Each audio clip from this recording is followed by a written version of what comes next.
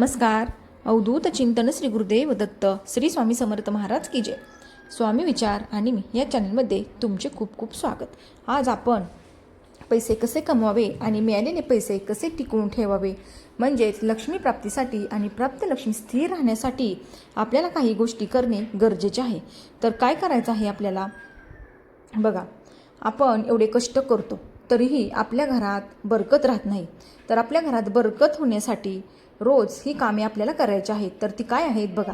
काही वेळेला प्रयत्न करूनही घरात सुख, शांती, समृद्धी मिळत नाही. कष्ट करूनही म्हणावासं आपल्याला यश मिळत नाही. आपल्या संपत्तीत वाढ होत नाही. बघा, ज्योतिषशास्त्रानुसार अनेक वेळा घरात नकारात्मक शक्तीचा वास आणि देव आणि पूर्वजांचा आशीर्वाद नसल्यामुळे शारीरिक, मानसिक, आर्थिक आणि कौटुंबिक समस्यांना सामोरं जावं लागतं. काम पूर्ण होत नाही. अशा वेळेला मानसिक परिस्थिती आपण इच्छित असल्यास उपायाचा अवलंब करू शकतो. वास्तुशास्त्रानुसार या उपायांचा अवलंब केल्याने व्यक्तीच्या घरात सकारात्मक ऊर्जेचा प्रभाव वाढतो आणि सुख, समृद्धी, ऐश्वर आपल्याला प्राप्त होतं. तसे देवांचा आशीर्वादही आपल्याला मिळतो. आता बघा, काय करायचं आहे आपल्याला. कोणत्याही शुभकार्यात कापराचे विशेष असे महत्त्व असते. असे मानले जाते की घरामध्ये कापूर जाळल्याने वास्तुदोष, नकारात्मक ऊर्जा दूर होते. यामुळे आठवड्यातून कमीत कमी एकदा तरी कापूर अवश्य जाळावा. असे केल्याने सकारात्मक ऊर्जा निर्माण होते. निसर्गाचा नियम आहे की तुम्ही जे काही देत आहे ते दुप्पट होऊन आता तुम्हाला परत मिळते. संपत्ती आणि अन्नाला धरून राहिल्यास ते निश्चितच तेवढेच राहील. परोपकारातील सर्वात मोठे काम म्हणजे दान आहे. त्यामुळे अन्नदान करा. अन्नदान केल्याने घरातील अन्नाचे भांडार वाढून राहते. तुम्ही जितकं द्याल तितकं तुमच्याकडे येणार आहे. बघा, आता तुम्ही म्हणताल की आम्ही इतकं कमवत नाही तर आम्ही दान कसं करणार. बघा, तुमच्या जी काही कमाई आहे तुमची त्यातला सुद्धा काही भाग तुम्ही अन्नदान म्हणून करू शकता. गोरगरिबांना त्याची मदत करू शकता. आपण म्हणतो की बघा, निसर्गाचा नियम आहे, आपण जे दुसऱ्याला देतो तेच फिरून आपल्याकडे 10,000 पटीने आपल्याकडे परत येत असतं. मग आता आपण जितकं चांगलं वागू, आपण तेवढं दान करू, तेवढ्याच कितीतरी पटीने ते आपल्याकडं परत येत असतं. म्हणून सर्वात श्रेष्ठ म्हणजे अन्नदान आहे. आणि तुम्हाला तुमच्या काही तुम्हाला मिळतं त्यातून तुम्ही हे दान करू शकता. आता बघा, संध्याकाळची पूजा करताना मोहरीच्या तेलाचा दिवा लावा आणि त्यात 2 लवंगा जरूर टाका. जर तुम्हाला हवे असतील तर तुम्ही हा दिवा दररोज प्रवेशद्वाराच्या दोन्ही बाजूला किंवा एका बाजूला देखील लावू शकता. असे केल्याने तुम्हाला देवी देवतांचा आशीर्वाद मिळतो. त्यामुळे घरात बरकत येते.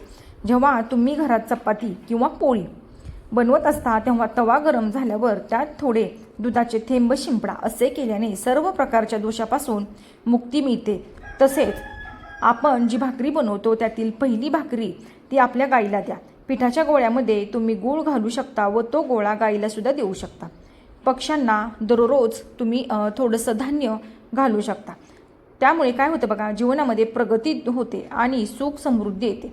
ज्योतिषशास्त्रानुसार झाडू सूर्यास्ताच्या वेळी किंवा सूर्यास्ताच्या नंतर मारू नये. असे मानले जाते की असे केल्याने देवी लक्ष्मी घरातून बाहेर पडते. तिथे अलक्ष्मीचा वास असतो. म्हणून सायंकाळच्या वेळेस आपण झाडू मारू नये.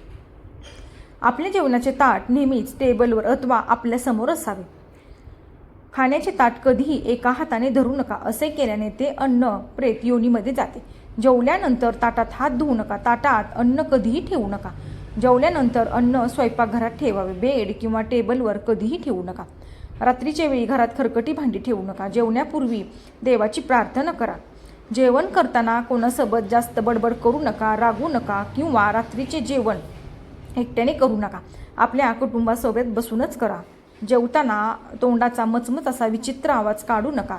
रात्रीच्या वेळी दही सेवन केल्यास लक्ष्मीचा अनादर होतो. त्यामुळे समृद्धी हवी असेल तर रात्रीच्या जेवणात दही सेवन करू नये. अन्न नेहमी पूर्वेकडे तोंड करून किंवा उत्तरेकडे तोंड करून घ्यावे. शक्य असल्यास स्वयंपाकघरातच बसून जेवण करावे. त्यामुळे राहूला शांती मिळते. सकाळी जूळ भरल्याशिवाय पाणी किंवा चहा पिऊ नका. गाय, ब्राह्मण किंवा अग्नीला उष्ट्या हाताने किंवा पायाने स्पर्श करू नका. जेवणाचे सुद्धा बघा काही नियम आहेत. आपण जर जेवण करताना समज जर आवाज केला तर तो लक्ष्मीसुद्धा अपमान होतो. त्याच्यामुळे जेवण नेहमी शांततेतच करावं. ब्रह्ममुहूर्तावर किंवा संध्याकाळच्या वेळी कधी झाडू मारू नये. झाडू अशा ठिकाणी ठेवा जिथे कुठल्याही पाहुण्याला तो दिसणार नाही किंवा बेडखाली लपवून ठेवू नका. बघा आता झाडू काही काही महिलांना बेडखाली, सोफ्याखाली, कपाटाखाली ठेवतात. तर ही खूप चुकीची पद्धत आहे आणि बाहेरला जो कोणी माणूस येईल त्याला दिसणार नाही अशा ठिकाणी तुम्हाला झाडू ठेवायचा आहे. घराच्या भिंतीला, छताला तडे पडून देऊ नका. असे झाल्यास ते त्वरित भरून घ्या. घराला भेगा पडणे अशुभ मानलं जातं. घरातील स्त्रियांचा आदर करा. पाय दक्षिणेकडे तोंड करून झोपू नका. तुमच्या शर्टचा वरचा किस्सा फाटला असेल तर तो दुरुस्त करा. कोणत्याही प्रकारचे माफक पेय घेऊ नका. तसेच सतत खोटे बोलू नये. यामुळे एक खोटं आपल्याला लपवण्यासाठी 10 वेळा खोटं बोलावं लागतं. त्यामुळे खोटं कधीच बोलू नका. तसेच घरात पूजेची खोली नसेल तर वास्तुतज्ञाच्या सल्ल्याने पूजा कक्ष बांधून घ्या. कोणत्याही देवतांची एकापेक्षा जास्त मूर्ती आपल्या घरात ठेवू नये. तसेच चित्र ठेवू नका. पूजेच्या खोलीशिवाय घराच्या इतर कोणत्याही भागात देवदेवतांच्या मूर्त्या किंवा चित्रे ठेवू नयेत. आता बघा काही घरात अशा पोस्ट लावलेल्या असतात बघा, पोस्टर की ते काठरी वनस्पती किंवा ते युद्धाचे असे चित्र आपल्या घरात लावू नका. हे खूप चुकीचं आहे. तसेच आपला वरचा खिसा कधीच रिकामा ठेवू नका. वरच्या खिशात कमीत कमी 1 रुपयाचं नाणं तरी अवश्य ठेवा. असं म्हणतात पैसा हा पैसाकडेच जात राहतो.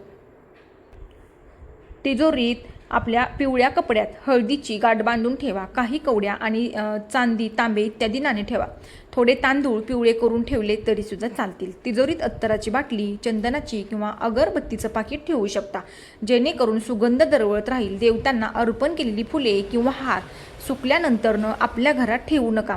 आता बघा काही माणसांना सवय आहे की एखादा हार आपल्या दरवाजाला सणासुदीला आपण लावला तर तो महिना 2 महिने तो काढतच नाही. पण यामुळे काय होतं बघा, नकारात्मक ऊर्जा आपल्या घरात प्रवेश करते. तर ही खूप चुकीची पद्धत आहे.